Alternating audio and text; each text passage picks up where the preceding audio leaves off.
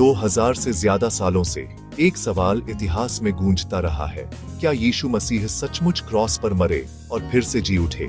ये सिर्फ एक धार्मिक कहानी नहीं है, ये एक ऐतिहासिक दावा है जिसने सभ्यताओं को आकार दिया है और अरबों लोगों को प्रेरित किया है। आज हम सबूतों की जांच करेंगे, किसी अंधविश्वास के तौर पर नहीं, बल्कि एक ऐतिहासिक जांच के तौर पर। आइए यीशु की मृत्यु के पीछे के तथ्यों को देखकर शुरू करें और यह सवाल आज भी क्यों मायने रखता है।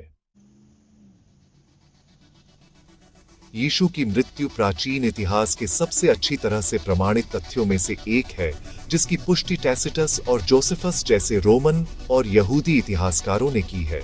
रोमन सूली एक क्रूर सार्वजनिक फांसी थी, जिसका मकसद मौत को पक्का करना था, न कि जिंदा बचना।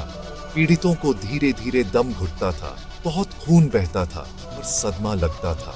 रोमन सैनिक मौत की पुष्टि करने में माहिर थे। जॉन का सुसमाचार बताता है कि यीशु के पहलू में एक भाला लगा था, जिससे खून और पानी निकला, एक ऐसा विवरण जिसे आधुनिक चिकित्सा मौत के सबूत के तौर पर पहचानती है। रोमन निगरानी में सूली पर चढ़ने के बाद कोई भी जिंदा नहीं बचा। ऐतिहासिक और मेडिकल सबूत साफ है, यीशु उस क्रॉस पर मर गए थे।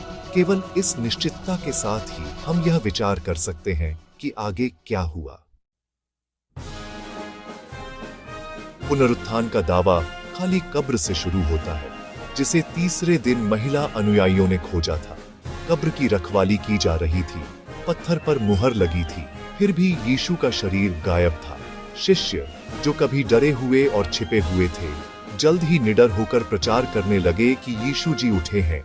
इस संदेश के लिए सब कुछ दांव पर लगाकर प्रत्यक्षदर्शियों के बयानों में यीशु का व्यक्तियों और समूहों के सामने प्रकट होना बताया गया है, जिसमें एक साथ 500 से ज्यादा लोग भी शामिल थे। ये कोई गुप्त दर्शन नहीं थे, बल्कि सार्वजनिक दावे थे जिनकी जांच की जा सकती थी।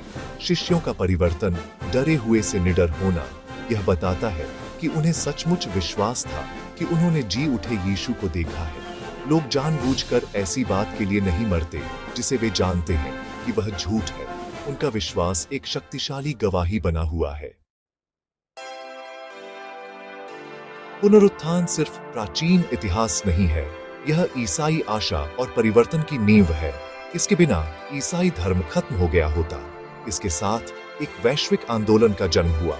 लाखों लोगों के लिए पुनरुत्थान का मतलब आशा, क्षमा और नया जीवन है। सबूत, यीशु की मृत्यु, खाली कब्र और प्रत्यक्षदर्शी हमें इसकी सच्चाई पर विचार करने के लिए आमंत्रित करते हैं। आखिरकार फैसला व्यक्तिगत है। आप क्या मानते हैं?